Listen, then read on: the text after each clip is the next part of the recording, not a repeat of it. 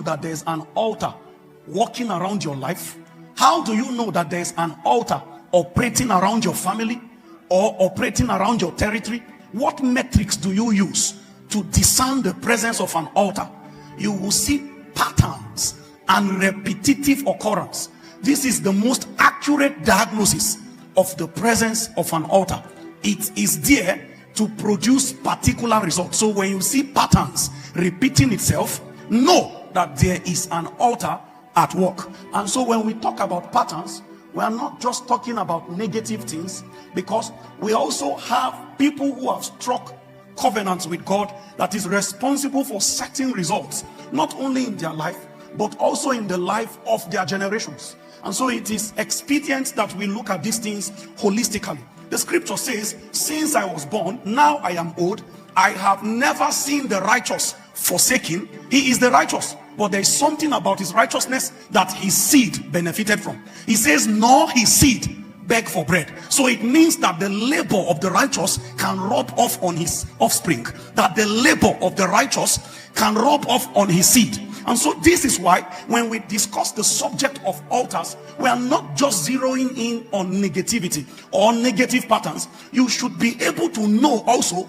that there are dividends your generation can enjoy on account of your priesthood with God, and that you can be particular and intentional about enacting and setting covenants in motion that generations after you will become benefactors of.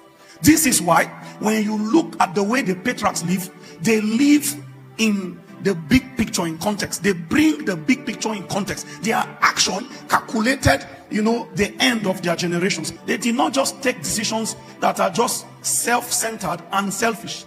This is why when you hear God rebuking David, not a rebuke in terms of condemnation, but rejecting his desire to build him a house.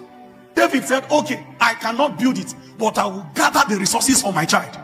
I know I will not be able to build it because my hand is soiled with blood, but I will make sure every resources necessary to build it will be available for the next generation. So they did not just live their life disconnected from the progress of the other generation. They took decisions with generations in mind. This is why you will continue to see advantages upon advantages being passed from one generation to another. But the way of the unrighteous is not like that. The unrighteous opens up gateways of attack. He leaves warfares for his seed.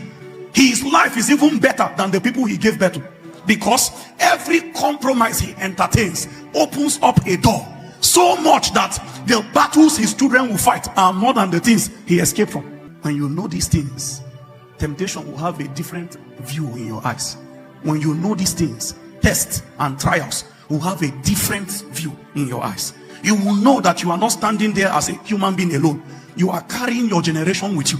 You are representing 1,000 men standing there in front of the bed of corruption.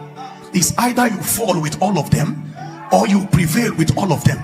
Inside one Adam was the whole genealogy of mankind. He fell and all of us fell with him. Inside one Jesus was also the whole genealogy. I'm asking you a question. What role would you play for the success of your bloodline?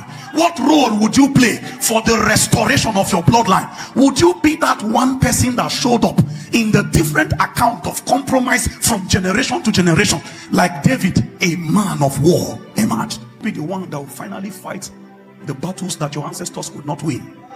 Would you be the one that will put a full stop to certain occurrences, certain patterns, certain ungodly narrative that has continued to flow from one generation to another?